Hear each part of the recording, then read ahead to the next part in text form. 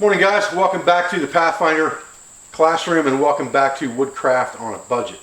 What I'm going to do today is I'm going to move ahead a little bit and talk about cookware, and we'll come back to cutting tools like axes, backpacks, things of that nature in future videos in the next week or so, but I wanted to skip ahead a little bit for a minute just to relieve the boredom and cut things up a little bit and talk about cookware. Now realize that in the period from the early 1900s through probably the 1950s, aluminum was the standard in backpacking, woodcrafting, campware.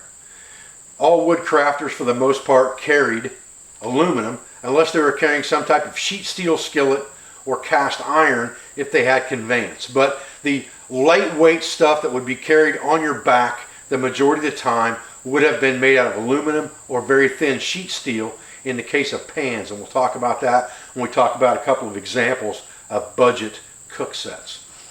Let me say first in this video that I have not found any scientific evidence that aluminum can be associated with causing Alzheimer's as far as cookware or cooking in aluminum is concerned. So I think that's bunk, and I cook in aluminum every day right now, and I don't worry about Alzheimer's. Now there are distinct advantages of aluminum to lots of the other cookware that's on the market even today. So let's look real quick at the pros and cons of aluminum, stainless steel, and titanium before we look into some of the budget aluminum kits that I have, because I want you to realize, like with many other things from the past, certain things from the past, to include aluminum cookware, are just as viable today as they were then, and because of the availability of aluminum, it's better for budget woodcrafting. So let's look at this real fast. Let's look at aluminum first. The advantages to aluminum are, first of all, it has a very high heat conductivity rating.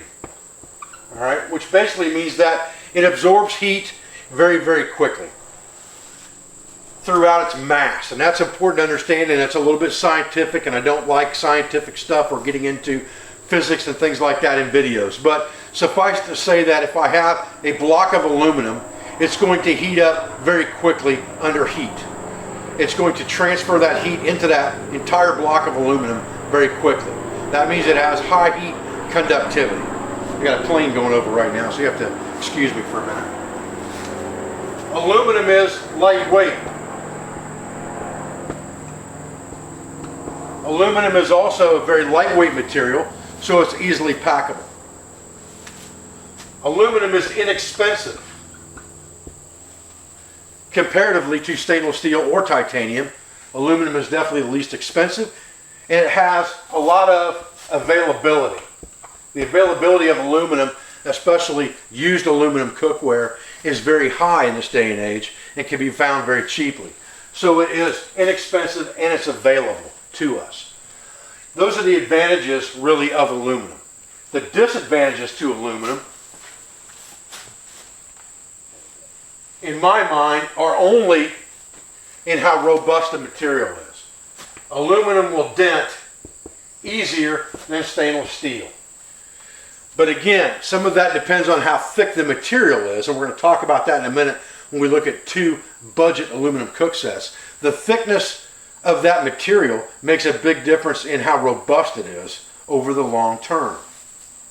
So those are the only disadvantages to aluminum. Now let's look at stainless steel. Stainless steel is durable. That is its main advantage. You can beat on stainless steel and you're not going to tear it up. Again, the material thickness has a lot to do with that, but compared to aluminum, thickness to thickness, durability is the key aspect that stainless steel has in advantage to other metals. It has a low heat conductivity rating, so it's not the best when it comes to cooking. Availability is definitely an advantage of it, for sure. Price is medium. The price point of stainless steel is going to be higher than aluminum, but lower than titanium. So the real advantage to stainless steel is in durability. And that's the only advantage of stainless steel. But if you're looking for something that's going to last a long period of time, that you're going to beat on, you're going to, thrash it around, stainless steel definitely has its place, and that's why I created the stainless steel bush pot. Because it was a small pot that we carried around, beat up, you don't have to worry about tearing it up. Now let's talk about titanium for a minute.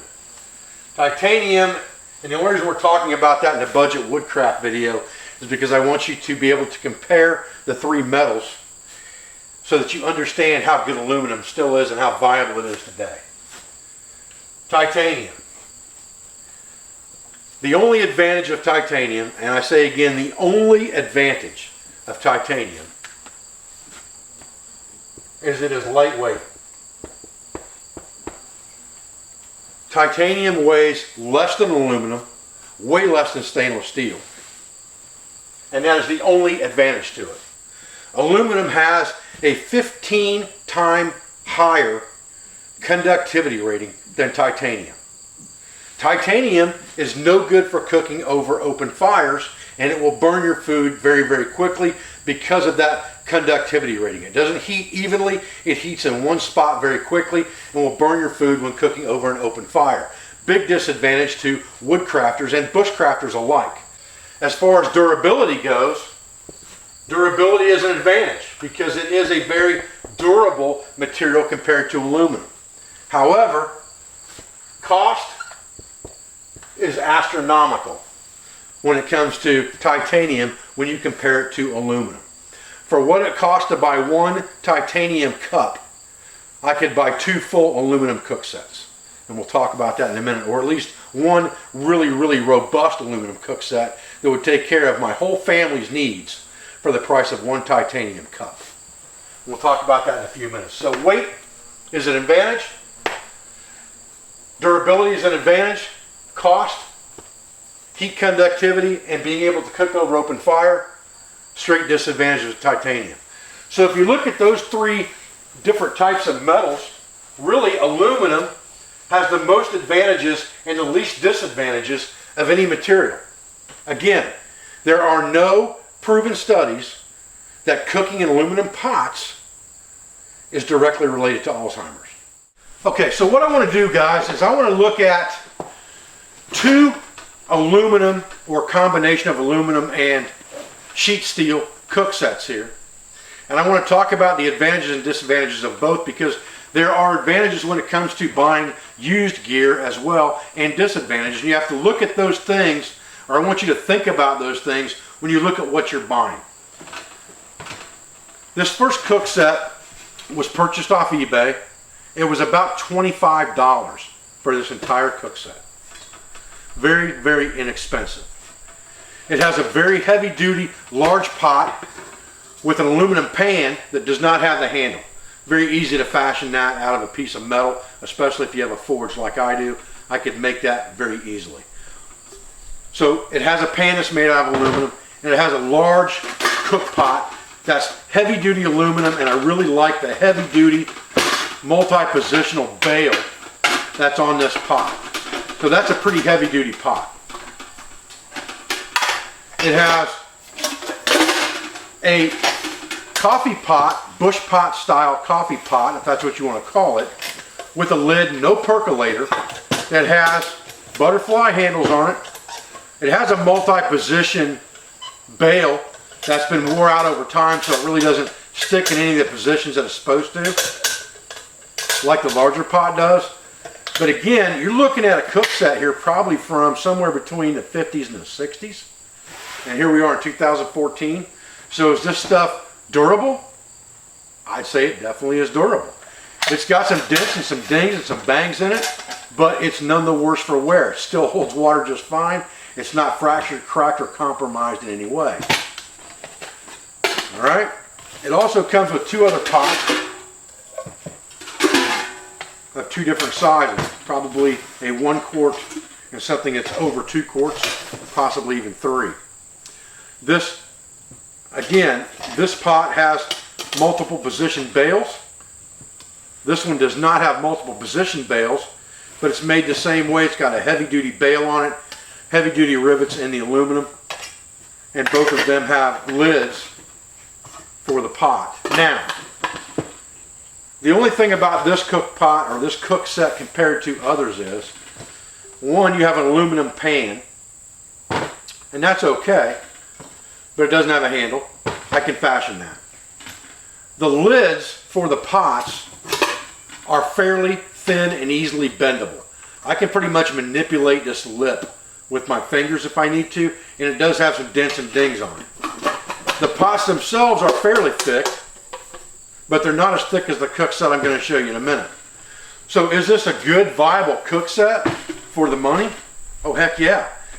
And the point with a cook set like this is I buy this cook set, and it's a family size set, and I can break it down for my purpose or my needs. If I'm just going out on an overnight, something like that, I can just take this pot here. That's plenty to cook with and heat water in. It's got a string device on the front of it. That's great. Or I could just take this smaller pot here, if I wanted to, put some of my stuff inside of it that I'm going to cook with. It's got a good tight fitting lid. It's got a nice heavy duty bail handle on it. Pretty robust, and I can put that in my backpack and not take up much room. If I want something bigger, I can go with the bigger size pot. It's got the same features that the smaller one does. Now, the only disadvantage to this cook set when it was purchased is it doesn't have a bunch of plates and bowls and cups and things like that. It's basically the raw cookware, and it was right around the $30 mark with shipping. So let's remember that this was about 30 bucks. 1, 2, 3, 4 pots and a pan. Okay?